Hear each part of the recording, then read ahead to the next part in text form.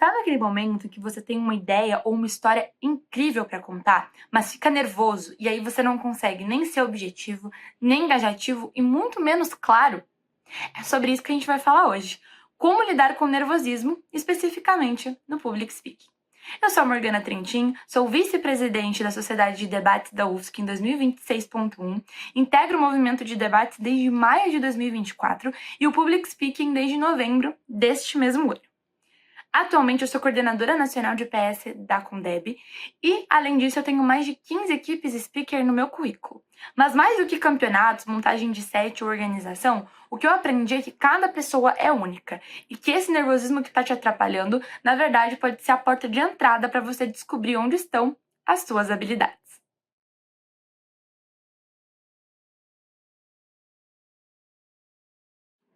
Com certeza o Public Speaking é uma das maiores razões pelas quais eu continuo no movimento de debates. Para mim ele tem algo único. Se como Guimarães Rosa diz que a vida quer da gente coragem, o Public Speaking também quer. Porque na mesma proporcionalidade que ele é uma modalidade incrível, ele também nos exige muita confiança e perseverança. Eu gosto de falar que o Public Speaking, para além do caráter competitivo que nos impulsiona a querer um break, querer um título, ele nos faz descobrir sobre nós capacidade de transmitir as nossas ideias e as nossas experiências de uma maneira singular, que cada um tenha a expressar de uma maneira própria. E é por isso que eu vou dar as minhas dicas baseado em um tripé de autoconhecimento, persistência e bases de apoio.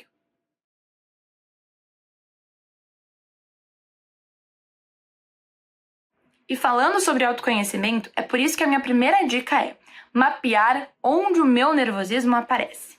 E isso não é só para o momento do discurso não, pessoal. É entender que momentos da sua vida, no geral, te deixam mais nervoso. É quando tem muita gente te olhando? É quando você se sente despreparado? É quando você não se sente confortável no ambiente em que você está? É a partir disso que a gente consegue ver os nossos entraves pessoais. Que situações do ambiente me fazem ficar mais ou menos nervoso. E a partir disso a gente pergunta, eu posso fazer algo com relação a isso? Se eu não posso, a gente tem que aprender a lidar. E aí é ou tendo uma proximidade maior com as pessoas que estão na sala, é pedindo para um amigo ir assistir, é tomando mais água antes, é dando uma respirada. E aquilo que é possível mudar, a gente muda de alguma maneira. Para além desses entraves pessoais, também tem os entraves técnicos. Então é sobre reassistir os seus discursos, gravar os seus discursos, pedir para algum speaker master ou alguém de confiança enumerar em que momento você deu aquela travada ou em que momento você se perdeu na sua linha lógica, porque esses são entraves técnicos. Então, quais os 5 critérios? Como o nervosismo tem afetado minha linguagem não verbal, minha voz e fala, minha estrutura, meu engajamento ou o meu conteúdo? E a partir disso você mapeia tanto as questões pessoais como técnicas e faz a mesma pergunta. O que eu posso mudar e o que eu não posso mudar?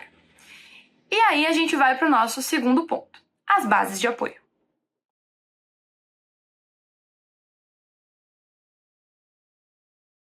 Quando a gente fala de uma equipe de oradores que está organizando um campeonato, é muito mais do que elaborar os temas, dar instruções ou mandar e-mails.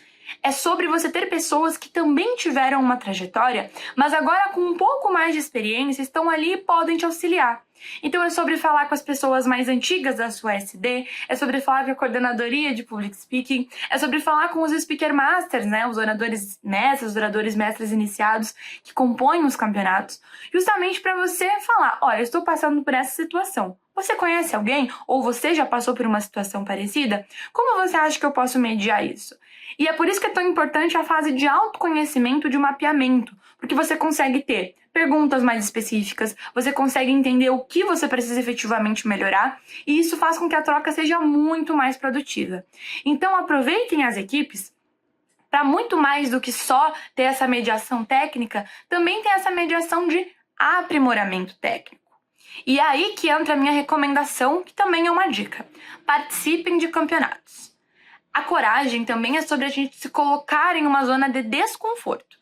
E os melhores feedbacks vêm dos campeonatos. Vocês podem treinar, vocês devem ler o manual, vocês devem ler o protocolo técnico, Mas não há nada melhor do que praticar, porque é aí que os entraves aparecem, é aí que você tem dúvidas mais específicas e é aí que você recebe feedbacks que conseguem ser melhor aplicados. E claro, né, que ter a numeração que você recebeu em cada critério também ajuda a fazer essa autoavaliação e entender nessas notas menores ou nesses feedbacks não tão positivos onde o nervosismo é responsável por esse resultado.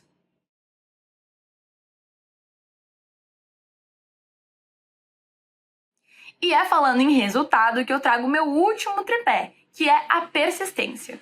Pessoal, no meu primeiro campeonato, que foi o primeiro torneio nacional de debates, eu fui a antepenúltima pior nota do campeonato. Eu tirei uma média muito baixa.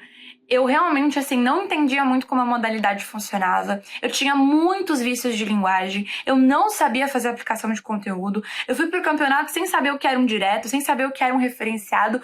E na minha primeira rodada, eu li a folha inteira, igual o BP.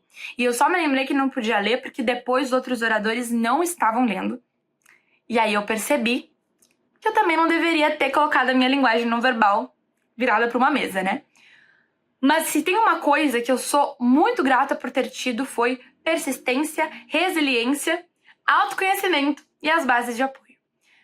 Um resultado não vai definir o restante da sua trajetória no public speaking. Tem pessoas capacitadas e muito dispostas a te ajudarem a melhorar. Mas o primeiro passo vem de você.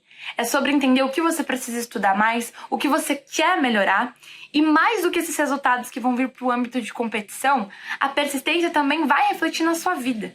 É sobre você aprender a se desafiar e ver as suas próprias qualidades. Então, mais do que vocês só perceberem dentro do feedback aquilo de ruim que veio, usem as habilidades que vocês têm de melhor como ponto de partida para contornar as fraquezas. Entenda, principalmente, e crie um ambiente mais confortável para você. E aí que vem as minhas dicas extra e mais práticas. A minha primeira dica prática para vocês é analisar qual é a sua estrutura e o seu tipo de discurso mais confortável. Quando você entende qual estrutura você faz melhor, qual é o seu tom de voz, qual a sua linguagem não verbal mais propícia e, portanto, como você tem conteúdos também que são mais confortáveis de serem falados, coisas que você conhece mais, que você domina mais e geram mais engajamento, você tem ali um discurso de conforto. E quanto mais confortável e mais você treina essas coisas que você faz bem, mais você desafia esse nervosismo com comprovação. Então, mais do que uma teoria, agora eu tenho resultados práticos que mostram que eu sou capaz. Mas mais do que isso, use esses resultados e essa coragem e esse contorno do nervosismo para criar novas situações desconfortáveis. O nervosismo, ele só é contornado de verdade quando a gente aprende a lidar com ele em diversos pontos. E é por isso que, conforme você vai encontrando o seu lugar ali no PS, é legal você também se desafiar. Então, entenda quais são novos tipos de estrutura para serem usados, novos conteúdos para você trazer para os seus discursos, trazer um modelo mais introspectivo, mais extrovertido, dependendo da mensagem que você quer passar. E acho que tudo isso ajuda a contornar o nervosismo porque você se coloca maior do que ele. A minha segunda dica prática é respiração. Seja na hora de ler o seu referenciado, o seu cenário, na hora de ouvir o seu direto naquele 1 minuto de preparação, na hora de executar o seu livre, respire. E junto com esse processo de respiração, a minha terceira dica prática é sobre ritos. Entenda-se tomar uma água, falar com um amigo, dar uma alongada, se isso ajuda você a criar um ambiente que faz o seu cérebro pensar. Ok, agora eu vou discursar. Eu sou capaz, eu tenho estudo, eu tenho preparação, vai dar certo. Porque às vezes ficar muito disperso ou ser pego de surpresa acaba nos deixando mais nervoso por fatores exógenos e não só pelos fatores endógenos que a gente aprende a lidar no dia a dia. Então criar esse ambiente também é muito importante. E quarto, gente, acho que a maior dica que eu posso dar pra vocês é colocar a cara a tapa. A gente nem sempre vai ter os resultados que a gente quer, a gente vai ter muito a crescer, mas é aí que fica legal. É muito mais enriquecedor você ter uma trajetória de crescimento em que você superou o nervosismo, e que você entendeu onde eram suas maiores habilidades, em que você resolveu crescer, em que você fez escolhas conscientes para o seu desenvolvimento, do que ser o melhor desde sempre, ou ter infinitos breaks, infinitos títulos, mas sem ter agregado o diferencial do public speaking, que é trazer à tona a sua singularidade. Bom, pessoal, espero que esse vídeo tenha ajudado vocês, mais do que só as dicas, mas também a ter uma perspectiva diferente sobre o public speaking, sobre o nervosismo e sobre a contribuição que essa comunidade linda que a gente tem da modalidade pode agregar para sua vida. Seguimos à disposição para eventuais dicas e contribuições, materiais de apoio, materiais de estudo. E é isso. Espero que vocês, enfim, tenham essa coragem, tenham esse desenvolvimento e possam ter aí um crescimento não só no ambiente competitivo, mas em todas as áreas que circundam a vida de vocês. Tchau!